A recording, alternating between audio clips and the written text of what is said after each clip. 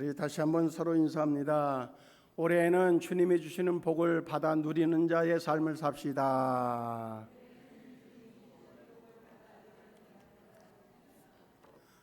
길었나요? 간단하게 할까요?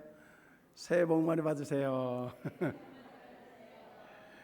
근데 세상이 얘기하는 복하고 우리 그리스도인들이 이야기하는 복하고는 개념 자체가 다를 수밖에 없습니다. 형통이라고 하는 것, 그것은 뭐든지 잘 되는 것이 형통이 아니라 본질의 의미는 분명히 하나님의 계획하심이 내게, 내 삶에 내가 주님과 함께함으로 인하여서 하나님의 말씀을 내가 그대로 따르는 자가 되기 때문에 하나님의 계획이 내게 이루어지는 것, 그것이 형통입니다. 우리는 형통 그러면 무조건 내가 원하는 게 다 되는 것으로 여겨지면 그 결과가 뭐예요? 죄란 말이죠. 그래서 우리는 많은 것들을 받아 누리는 것도 중요하지만 분명히 받아 누리는 것을 가지고서 무엇을 위하여서 내가 누리고 있느냐, 무엇을 위해서 내가 사용하고 있느냐, 돈을 벌어도 내가 무엇을 위해서 버느냐라고 하는 것에 따라서 그 사람이 어떤 사람인가가 나타나게 되어져 있습니다. 끊임없이 강조하지만 분명히 우리는 하나님의 사람으로 하나님께서 원하시는 하나님의 목적대로의 삶이 되어야 될 줄로 믿습니다. 그러기 위해서 우리는 올해는 어디에다 초점을 두냐면, 작년에는 예수님 닮아가는 삶에다가 초점을 뒀다고 하면 올해는 가치 있는 삶에다가 초점을 둬야 되겠다 하는 생각을 가져봅니다. 오늘 우리는 첫 주일을 맞아서 무엇보다 올 한 해 우리 교회 표어는 오늘 본문의 말씀, 그것을 본문으로 해서 은혜를 고백하는 교회라고 하는 겁니다. 매 순간마다 하나님이 주시는 은혜를 고백하자고 하는 거죠. 그래서 거기에 부로 되어지는 본문을 로마서 15장 13절의 말씀으로 정했거든요. 소망의 하나님이 모든 기쁨과 평강을 믿음 안에서 너희에게 충만하게 하사 성령의 능력으로 소망이 넘치게 하시기를 원하노라.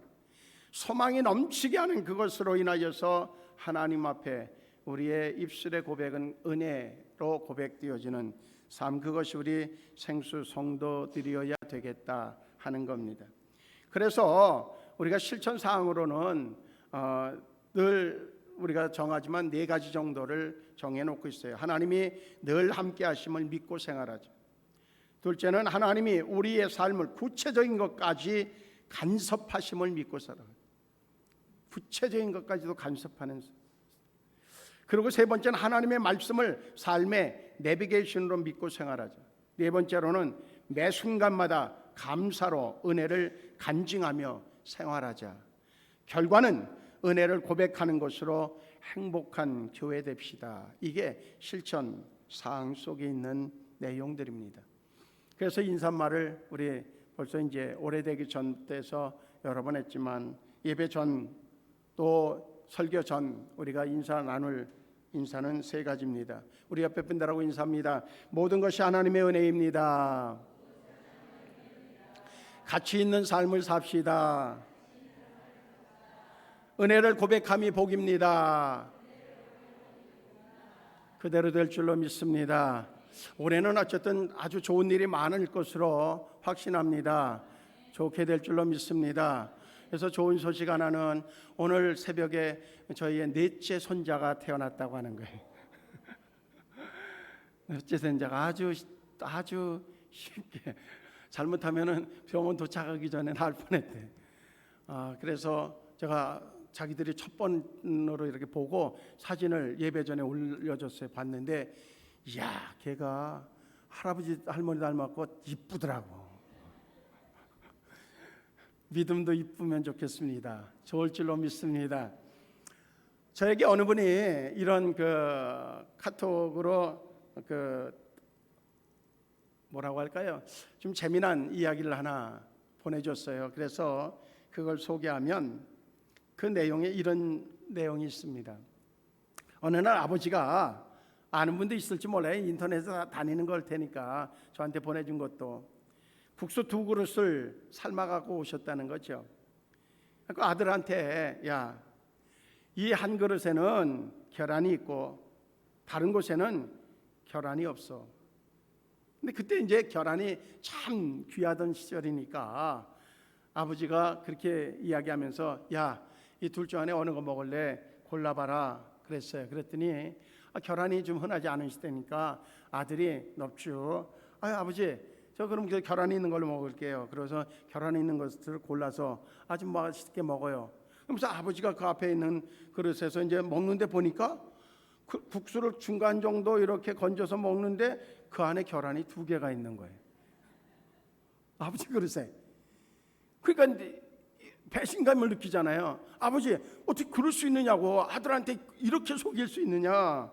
그랬더니 아버지가 이렇게 얘기했다는 거예요. 아들아, 눈에 보이는 게 다가 아니란다. 남을 쉽게 이기려고 하면 오히려 네가 지는 법이다. 한 대 맞았잖아요. 다음날 아버지가 또 국수를 2그릇을 가지고 오는 거예요. 한 그릇에는 계란이 있고 한 그릇에는 계란이 없어요. 그러니까 이제 아버지가 또 그래요. 야, 골라봐라. 그러니까 이 아들은 경험이 있잖아요. 그러니까 이번에는 계란 없는 것을 탁 집었어요. 그리고선 계란 저기서 없는 것을 골라가지고 그냥 먹으면서 요 정도 먹으니까 아버지가 그 밑에 2개가 있더라. 그래서 끝까지 먹는데 계란이 없는 거예요. 얼굴이 찡그러지죠. 그러니까 아버지가 그때 웃으면서 그렇게 얘기했다는 거예요. 아들아, 너무 경험에 의존하지 말아라. 삶이 너를 속일 수 있다. 그럴 땐 화를 내거나 실망하지도 말아라. 이것이 너에게 주는 교훈이다. 그랬어요. 다음날 아버지가 또 국수를 2그릇 가져오는 거예요. 그리고 고르라는 거예요. 그때 이 아들이 생각했어요. 그리고 이렇게 얘기해요. 아버지는 가장으로서 가족을 위해서 희생을 해 오셨으니까 아버지께서 계란이 있는 국수를 드시는 것이 당연합니다. 저는 계란이 없는 국수를 먹겠습니다. 그리고 그냥 계란 없는 것 뻔히 그랬으니까 먹는데 중간 정도 먹는데 계란이 2개가 있는 거예요. 그러니까 이 아들이 표정이 어떻겠어요? 이건 웃어야 돼, 말아야 돼, 좋아해야 돼, 말아야 돼, 그럴 거 아니에요. 그때 아버지가 이렇게 얘기했다는 거예요. 사랑하는 내 아들아, 남에게 베풀어라. 그러면 그보다 더 좋은 일이 너에게 되돌아온다는 것을 잊지 말아라. 다른 분들이 아주 수없이 이런저런 톡을 많이 보내줘요. 단톡방 저기서 제가 있는 단톡방 하나는 거기에 가입되어진 사람이 몇 명인가 하면 520명이에요. 520명 단톡방이니까 얼마나 엄청난, 그러니까 아예 읽질 않는데 어제는 그냥 읽어보고 싶더라고. 읽었는데 이게 딱 하나 걸린 거예요. 오늘 이 얘기하라고. 올 한 해 우리 가치 있는 삶이 뭘까? 내가 정말로 예수님을 닮아가자고 그렇게 지난 한 해 동안 이야기했고, 근데 내가 정말 예수님을 닮았다고 하면 올해는 그것을 표현하는 가치 있는 삶을 살아야 되겠는데, 가치 있는 삶은요, 무엇보다 내가 누구인지가 명확해져야 가치 있는 삶이 됩니다. 내가 누구인지 우리는 그것은 명확할 거예요. 올해는 어떻게 하든, 제가 하나 선택한 이전에 나온 교재인데 지금 꽤 오래됐죠. 한 20여 년 넘은 것 같은데, 근데 그 교재를 다시 이렇게 개정해서 나온 것이 있어요. 1:1 성경 공부라고 하는 교재인데 한 6개월 정도 걸릴 거예요. 다 하면. 그래서 그거를 장로님들 4분하고 제가 바로 시작할 거고, 그리고 또 전체적으로 다 올해는 다 하려고 그래요. 왜 그런가 하면 기초를 좀 든든히 다시 하자는, 견고하게 하자는 거예요. 기초를 든든하게 하면서 거기에서 가장 중요한 핵심은 내가 누구인지에 대해서 명확하게 하자는 거죠. 그와 함께 그러면 내가 어떻게 살아야 되느냐 하는 게 중요해요. 일을 하는데 일을 하는 목적이 먹고 살기 위해서 그건 누구나 다 해요. 그러니까 힘들죠. 내가 먹고 살기 위해서 이렇게 이른 아침부터 이렇게 하고 이렇게 치사한 소리 들어가면서 이렇게 해야 돼? 먹고 살기 위해서 돈 버니까 얼마나 기분 나쁜 땐 기분 나쁜 거예요. 근데 이거 좀 바꾸자는 거죠. 먹고 살기 위해서 벌다가 평생 그러다가 죽을 때 숨 넘어가면서 할 수 있는 얘기는 내가 먹고 살기 위해서 그냥 죽을 똥 살 똥 모르게 살다가 이제는 가는구나 이러고 가봐요. 근데 예수는 믿었어요. 천국 갔어요.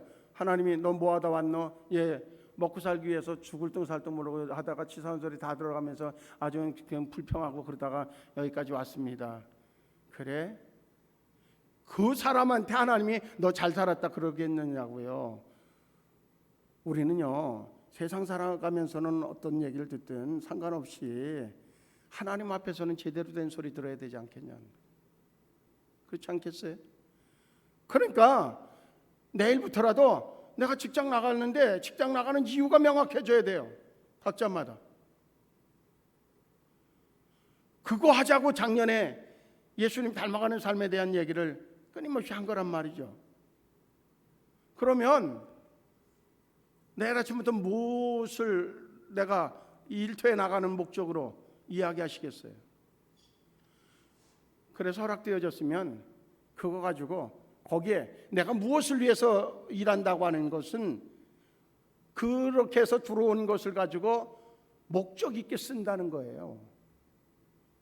여전히 그렇게 얘기하고 내게 수입으로 들어오는 것 가지고서 그냥 내배 채우고 그저 쾌락을 누리고 뭐 요즘에는 뭐 아주 여유의 시간들 뭐 그래가지고 다방 그러니까 밥은 뭐 밥도 요새 많이 비싸갖고선 뭐 가장 기본이 한 10,000원 정도 되더라고요.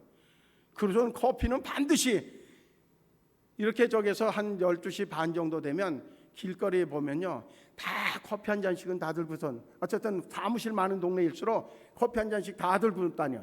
왜? 밥 먹고 커피는 반드시 먹어야 되는 문화인이라는 거죠. 근데 그게 얼마냐? 요즘에 싼 데도 있긴 해요. 뭐 2,500원 그건 괜찮아요. 근데 대부분 그래도 앉아서 먹는 데는 기본으로 7,000원 안팎은 다 해요. 아주 싼 것도.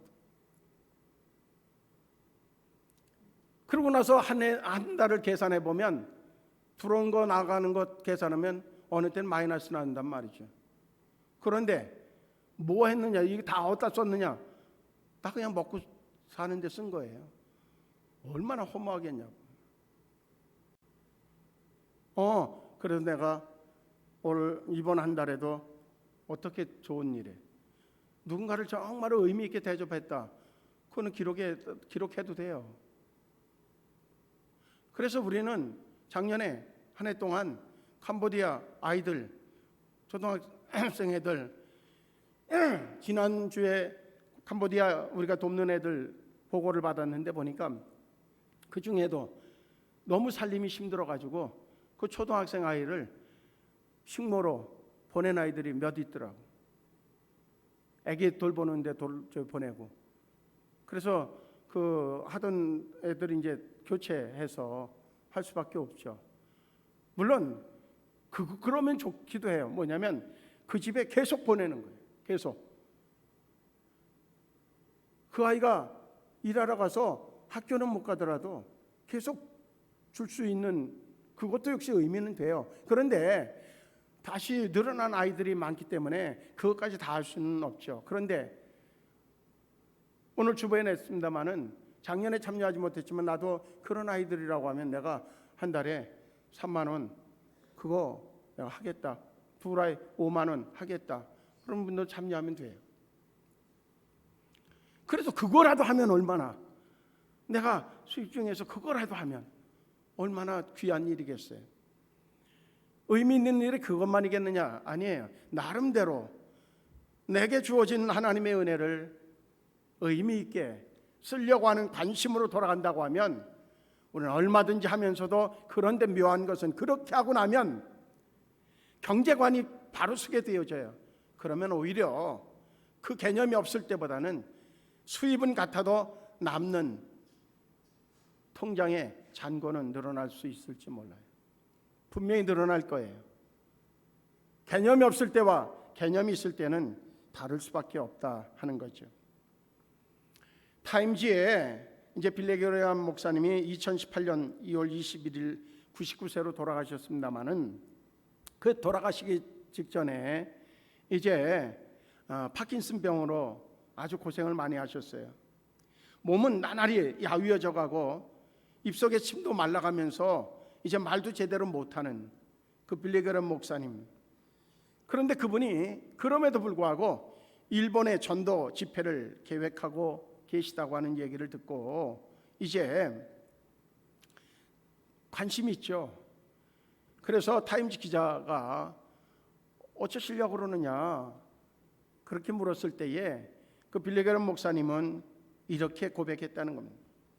하나님이 왜 나 같은 것으로 하여금 수많은 사람에게 복음을 전하게 하셨는지 지금도 알 수 없습니다. 엄청난 일을 했음에도 불구하고 그는 여전히 고픈 거예요. 그는 하나님 나라에 간다고 하면 제일 먼저 하나님 앞에 물을 질문이 있다고 하면 하나님 왜 저 같은 사람을 부르셨습니까? 그것을 제일 먼저 묻겠다는 거죠. 그래서 그는 날마다 그것만 생각하면 하루하루 존재하는 게 은혜일 수밖에 없는 거죠. 그분의 삶이 그래서 아름다울 수 있는 거예요. 그래서 우리는 올 한 해 매 순간순간마다 우리 자신들을 돌아보면서 하나님과 나와의 관계 속에서 은혜를 찾아내는 거죠. 그렇게 됐을 때 우리는 어떠한 삶이 될까 하는 거죠. 분명히 달라질 겁니다. 다를 수밖에 없을 거예요. 성경 말씀을 보면요, 오늘 본문의 말씀을 쉬운 성경을 통해서 다시 읽어드리면 쉬운 성경엔 바울의 고백을 이렇게 하고 있습니다. 맨 마지막으로 조사나와 같은 나에게도 하나님이 나타나셨습니다. 나는 모든 사도들 중에서 가장 작은 사람입니다. 나는 과거에 하나님의 교회를 핍박했던 사람이기 때문에 사도라고 불릴 자격이 없습니다. 그러나 지금의 나는 하나님의 은혜로 된 것이므로 내게 베푸신 그분의 은혜가 헛되지 않습니다. 나는 다른 사람들보다 더 열심히 일하였습니다. 그러나 그 일은 내가 한 것이 아니라 나와 함께 하시는 하나님의 은혜로 한 것입니다.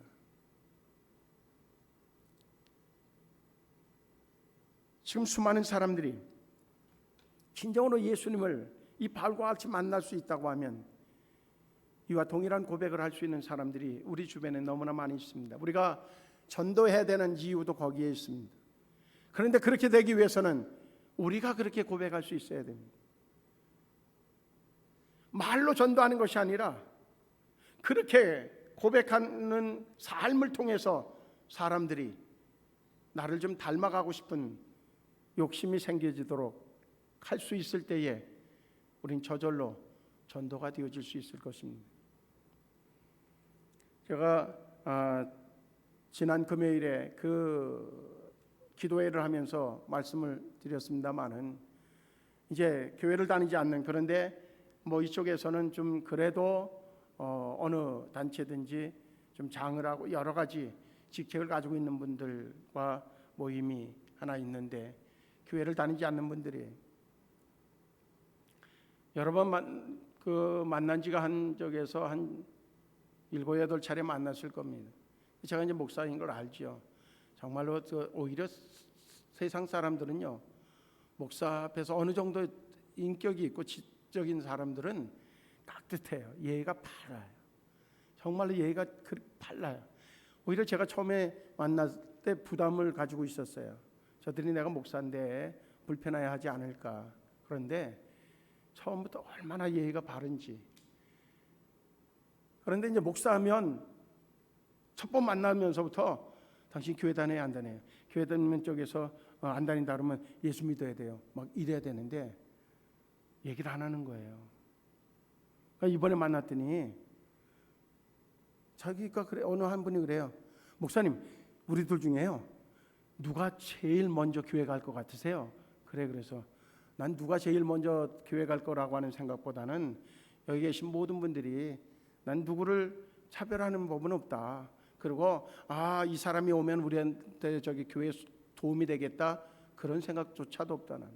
나는 애초에 거지들, 불황인들하고 목회를 시작한 사람이기 때문에 그들과 한 25년 계속 생활했기 때문에 나는 그런 개념 자체가 없는 사람이다. 누구든지 하나님 앞에서는 동일하게 예수 믿어야 되는 사람들이다. 그랬더니 어느 분이 그래요. 궁금한지 교회를 와야 되는데 이왕이면 큰 교회에 오려고 그러는지 몰라도 목사님 교회 몇 명이나 모여요? 그래. 그래서 그게 뭐 그렇게 중요하냐고 그랬더니 자꾸 물어봐. 그랬더니 앞에 있는 사람이 참 목사님네 교회는 틀림없이 한 2,000명은 될 거야. 그래요. 그래서 아멘 그랬어요. 아멘. 뭐 2,000명이 뭐 대단해요? 예수님 한번 저기서 그냥 뜨시면 그러면 그냥 장정만 5,000명 순식간에 모여드는데 그럼 뭐 2,000명 뭐 그렇게 대단하겠어요? 그런데 그러면서 저는 속으로 기도했어요. 하나님, 수일 내에, 수일은 너무 빠른가요? 주님의 시간으로 수일 내에, 그래서 저 사람의 입술을 통해서, 나귀를 통해서도 하나님 말씀하시는데 저 사람의 입술을 통해서 하나님 그 일이 이루어질 줄로 믿습니다.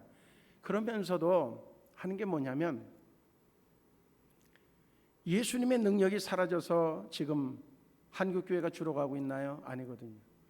우리의 삶이 뭔가 의미 있는 삶이 되지 않기 때문입니다. 예수님 닮아가는 삶이라고 하는 고백들은 수없이 해도 우리의 삶이 가치 있어지지 않기 때문에 오히려 세상 사람들은 외면하는 거거든요.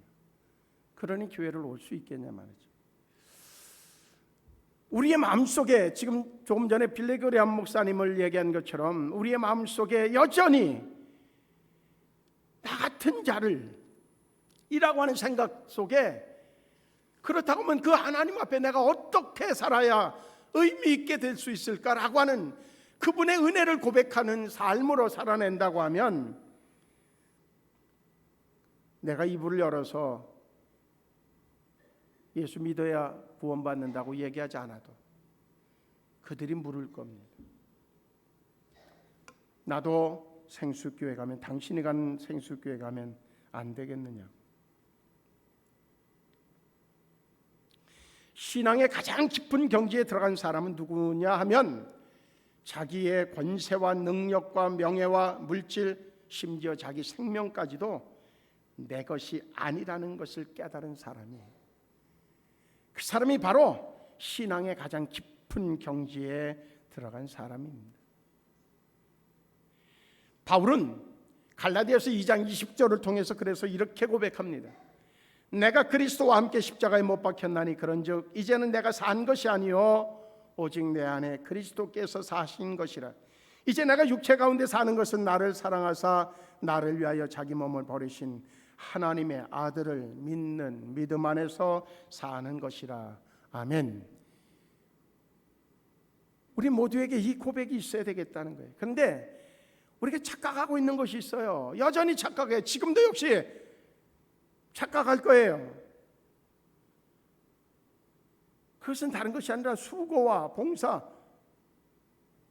내 것이 아님에도 불구하고 내 것으로, 내가 하는 것으로 착각하는 거예요.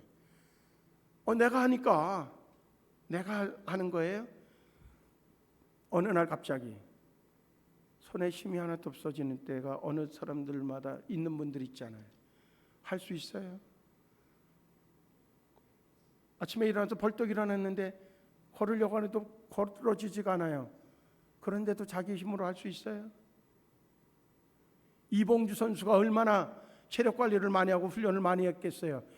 세계 마라톤에서 우승할 정도로 됐으면 굉장하게 자기 관리했잖아요. 그도 주저앉아서 걷지도 제대로 못해요. 그런데 뭐 어제 그저께 기사 보니까 그 사람이 이제 일어나서 서서 걸을 수 있다는 거죠. 그걸 기적이라고 박수를 치고 있잖아요. 그는 분명히 깨달았을 거라고 생각해요. 깨달았어야 합당해요. 아, 내 것이 아니구나.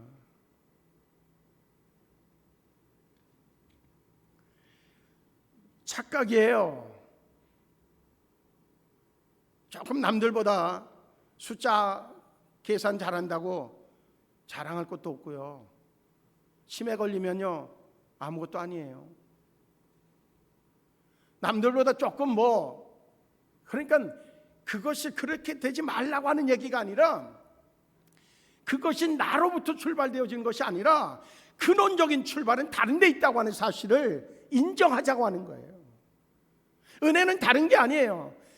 나로부터 출발되어지는 것이 아니라 하나님으로부터 내게 주어져서 내가 할 수 있게 되어졌다고 하는 것, 그래서 그것이 은혜요, 그것이 감사라고 하는 고백으로 나타나는 것, 그것이 바로 믿음인 거예요. 이 믿음 안에서의 삶이 올 한 해 2024년도 생수교회 성도들 되어지기를 주의 이름으로 축복합니다. 바울도요 얼마나 열심이었어요. 사울이었을 때 자기의 수고 봉사, 그것은 자기로부터 나와진다고 생각해요. 그런데 다메섹에서 예수님을 만나고 난 이후 그는 내 것이 아니구나, 내가 아무리 열심히 낸다고 해서 내 것이 아니구나,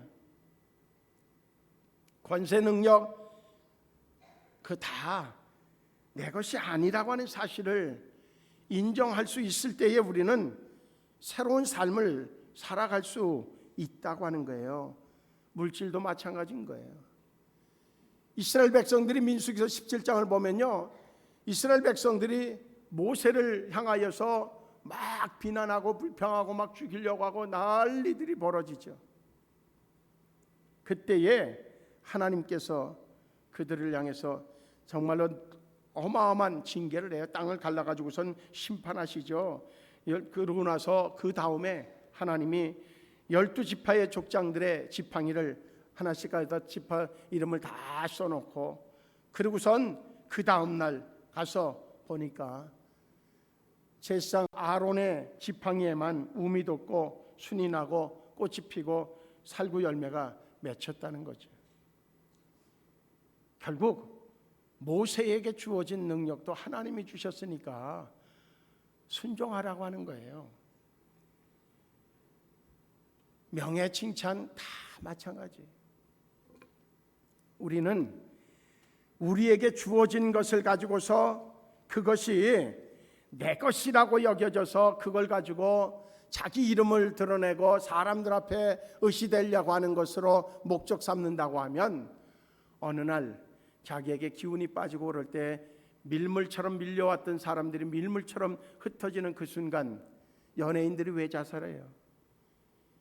그 두려움 때문에 자살하는 거거든요. 그 허무함 때문에 자살하는 거거든요. 그런데 그럼에도 불구하고 그들 안에 끊임없이 정말 하나님의 영광을 드러내는 사람들은 어떤 상황이라도 그들은 낙심하고 절망하는 법이 없게 되어져 있어요.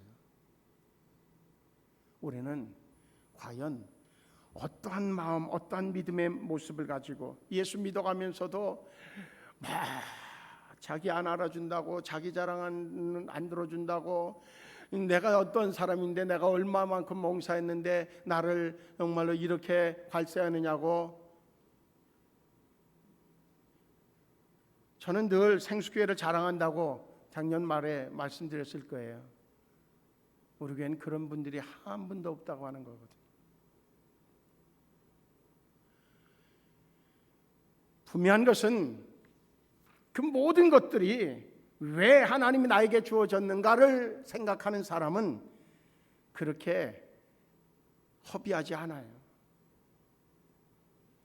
그러면 하나님의 은혜라고 고백한다고 하는 의미는 무엇을 의미하고 있을까? 내가 가장 중요한 건 내가 하나님의 사람이 되어졌다고 하는 것, 은혜 아니면 될 수가 없는 거예요. 바울의 고백의 첫 번째 고백이 뭐예요? 나의 나된 것은 하나님의 은혜라고 하는 거죠. 다시 얘기하면 자기는 이미 하나님의 교회를 박해하는 사람이었었는데 자신이 지금 하나님의 복음을 열심적으로 정말 목숨을 걸고 전하는 자가 되어진 이 모습으로 인하여서 하나님에게뿐만 아니라 사람들에게도 역시 존중받게 되어지고 그는 자랑하리라고 생각하면 성경의 저기에서 신약 성경의 3분의 2는 바울이 쓴 것이거든요. 그러니까 자랑거리는 얼마든지 있어요. 그런데 그건 자랑거리가 아니라는 거죠. 하나님이 자기에게 은혜를 주셔서 자기는 순종해서 그냥 쓰임 받았을 뿐인데, 그런데 존귀하게 되어진 것, 이것은 정말로 은혜라고 하는 거예요. 우린 늘상 그 간증이 있으면 돼요. 아침에 일어나서 눈을 떴는데 눈을 떴네. 지난 밤에도 세상을 떠나고 하나님의 부름을 받은 사람이 얼마나 많아요. 눈을 뜨면 하나님, 나에게 눈을 뜨게 하신 분 하나님이시고, 그러면 그 동시에 무엇이 있어요? 하나님의 기대치가 있는 거예요. 내게 맡겨진 아직도 이루지 못한 사명이 있는 거거든요. 하나님이 계획하신 게 다 맞춰졌다고 하면 하나님은 이 시간에라도 불러가시는 거예요. 그렇다고 하면 나가 하나님의 사람 되어진 것, 그것에 대해서 우리는 감사해야 된다고 하는 거예요. 18세기 영국의 존 뉴턴은 아프리카의 흑인들을 잡아다가 팔아넘기는 노예상이었었죠. 그러다가 그가 1754년 그리스도인으로 거듭이 나죠. 그러고 난 다음에 노예 제도를 강력하게 반대하는 대열에 서게 되어지고 복음을 전하는 주님의 사도가 되어져요. 그가 설교할 때 이런 설교를 합니다. 이 다음에 내가 천국에 가면 세 가지 사실 때문에 놀라게 될 것 같다. 첫째는 우리가 잘 아는 것처럼 천국에 당연히 있을 것으로 생각했던 사람이 보여지지 않고 있다고 하는 것. 그건 놀라운 일이다. 두 번째로는 저 사람이 어떻게 여기에 왔지? 그래서 놀란다는 거죠. 마지막으로는 자신이 천국에 있다고 하는 사실이 놀랄 수밖에 없는 사실이라고 하는 것. 우리는요, 그래도 난 누구보다 그것 때문에 자기의 존재감이 쓴다고 생각하면 착각입니다. 그래서 존재감이 생기는 것이 아니라 여전히 여러 가지로 봐도 부족할 수밖에 없고, 생각 속에서 보면 늘 원치 않는 그러한 생각들을 가지고 있음에도 불구하고 하나님이 나를 끝까지 사랑하셔서 하나님의 자녀로 삼아주신 그것이 은혜라고 하는 생각 때문에 내가 어떻게 하면 하나님의 영광을 드러내는 삶으로 나의 삶을 마무리할 수 있을까? 오늘 본문에 이 바울의 고백처럼, 그리고 바울이 끊임없이 고백하고 있는 사람들 속에서의 고백처럼 우리도 역시 동일한 고백을 할 수 있다고 하면 그것이야말로 은혜 중에 은혜라고 하는 겁니다. 그와 동시에 하나님이 나를 통해서 뭔가 하실 일을 계획하고 있다고 하는 사실을 깨닫는 게 은혜예요. 나의 나된 것을 깨닫는 게 은혜이기도 하지만, 그 다음에 하나님이 나를 통해서 하나님이 하실 일이 있다고 하는 사실을 깨닫는 거예요. 날마다 그건 깨달아져야 돼요. 그래서 그것 때문에 내가 살 이유가 생겨져야 돼요. 저도 요즘에 참 그래요. 이제는 얼마 전부터 내가 은퇴에 대한 얘기는 절대 안 하겠다 다짐을 했는데, 그런데 어쩔 수 없는 게 은퇴 날들이 이제 다가와지면서 많이 안 남았잖아요. 그러면서 자꾸 무슨 생각이 나는가 하면, 정말로 그 목회를 시작하면서 계획했던, 그리고 하나님의 뜻으로 여겨졌던 것들 못한 게 너무 많죠. 한 게 거의 없을 정도죠. 그러면서도 또 하나님이 감동으로 주시는 것들이 차곡차곡 쌓여지는데 그것에 대한 부담감이 아주 크죠. 그래서 어쩌면 이것도 하고 싶다 그러고 저것도 하고 싶다 그러고 자꾸 이야기해서 여러분들에겐 부담이 될지 몰라요. 그런데 부담 주자고 하는 얘기가 아니라 우리가 가치 있게 살고 하나님 앞에 칭찬받는 삶, 본인들이 생각해도 이제 삶을 마감하고 하나님 앞에 섰을 때에, 하나님 보실 때에 너무너무나 환한 모습으로 오히려 하나님이 뛰어나와서 안아주시는 탕자를 안는 아버지처럼 안아주시는 그것을 소망할 수 있어질 만큼 우리가 쓰임받는 것, 그것이 행복해질 수 있으리라고 여겨지기 때문에 부담 주려고 하는 것이 아니라 행복해지자고 자꾸 던지는 이야기라고 받아들여지면 좋겠다. 그래서 우리 모두가 하나님을 위한 삶으로 모두가 고백할 수 있다고 하면 그것을 위해서 올해는 어떻게 하든 간에 우리 전체적으로 훈련도 하고 실천도 점검하고 그래가면서 하나님이 원하시는 몇 명이면 어때요? 하나님 앞에 칭찬받는 사람들이 되면 되죠. 지금보다 더 많은 이들을 하나님이 허락하시면 더 많은 일을 하라고 하나님이 맡겨주시는 것으로 여겨지면 되죠. 자랑거리로 삼을 이유가 하나도 없죠. 어느 분이 오늘 아침에 그런 글을 올렸어요. 목회자의 능력을 구분할 때 두 가지의 측면으로 구분한다는 거예요. 하나는 그 사람의 인격과 그 사람의 영성과 그 사람의 사명감으로, 또 하나는 그 교회의 크기로, 그 교회의 그 목사님의 능력을 평가한다는 거죠. 어느 것이 옳을까? 우리가 지금 어느 것을 기준으로 삼았기에 한국 교회가 지금 무너지고 있는가? 우리는 깊이 생각하면서 우리 각자마다 은혜를 고백하다 보면 하나님이 어떻게 나를 인도하실지 우리는 아무도 모릅니다. 내일 일을 아는 이는 하나도 없습니다. 그러나 중요한 것은 은혜를 고백하며 올 한 해를 한 발짝 한 발짝 주님이 인도하신 대로 따라가다 보면 하나님이 계획하신 신세계를 맛보는 그러한 경험도 우리에게 허락하실 것입니다. 신세계를 맛보는 것이 목적이 아니라 그것을 통해서 일하실 하나님을 우리가 품고 있다고 하면 우리에게는 하나님이 놀라운 은혜로 인도해 주시는 삶. 그래서 한 해를 우리가 출발하면서 또 한 해가 됐구나, 벌써 7일이야, 이렇게 이야기하지 말고 매 순간을 소중하게 여길 줄 아는, 은혜를 고백할 줄 아는 우리 생수 성도들 다 되기를 주의 이름으로 축복하면서 말씀으로 은혜를 나눴습니다. 기도하시겠습니다. 좋으신 하나님,